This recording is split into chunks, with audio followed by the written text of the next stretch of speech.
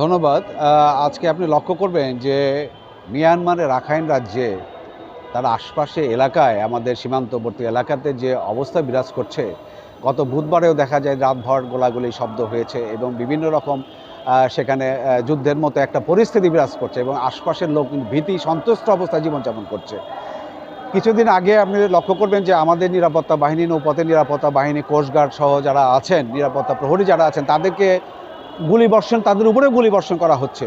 এটা খুবই দুঃখজনক, এটা মর্মান্তিক। কারণ আমরা মিয়ানমার থেকে যারা এদেশে এসছেন আমরা তাদেরকে রক্ষার ব্যবস্থা করেছি, আমরা তাদের থাকার ব্যবস্থা করেছি, বাংলাদেশ সরকার তাদের থাকা খাওয়ার সর্বোচ্চ ব্যবস্থা করেছে। তারপরেও তারা যে ধরনের আচরণ করছে, আমাদের সীমান্তে যে ধরনের গোলাগুলি তারা করছে এবং সেই আশেপাশে এলাকাগুলোতে দেখা যাচ্ছে মর্টার সেল পর্যন্ত চলে আসতেছে, বিভিন্ন সময় রাতভর গোলাগুলি হচ্ছে। এটা একটা ভীতির পরিস্থিতির সৃষ্টি করছে।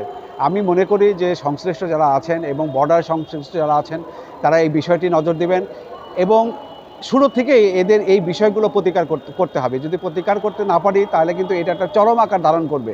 তখন কিন্তু আমাদের সেই আজকে যারা দেখেন যে আজকে ইসরায়েলকে কথা আমরা বলে থাকি, এরাও কিন্তু সেরকম এই ইয়েতে এসে ফিলিস্তিনিতে এসে তারা আশ্রয় নিয়েছিল, তারপরে তারা কিন্তু একটা অবস্থান সৃষ্টি করেছে। আজকে কি অবস্থা আপনি দেখবেন, আজকে আমরা মিয়ানমারকে এখানে থাকার ব্যবস্থা করে, থাকা খাওয়ার ব্যবস্থা করে দিই, এমন একটা পর্যায়ে যেন আমরা পতিত না হই সেই বিষয়ে সংশ্লিষ্টদের দৃষ্টি রাখতে হবে এবং এই ধরনের যে ঘটনাগুলো ঘটছে এই ঘটনাগুলো যাতে বন্ধ হয় এই জন্য দুই দেশীয় যে সম্পর্ক আছে তাদের মধ্যে আলোচনার মাধ্যমে করে এই বিষয়গুলো নিষ্পত্তির ব্যবস্থা করতে হবে।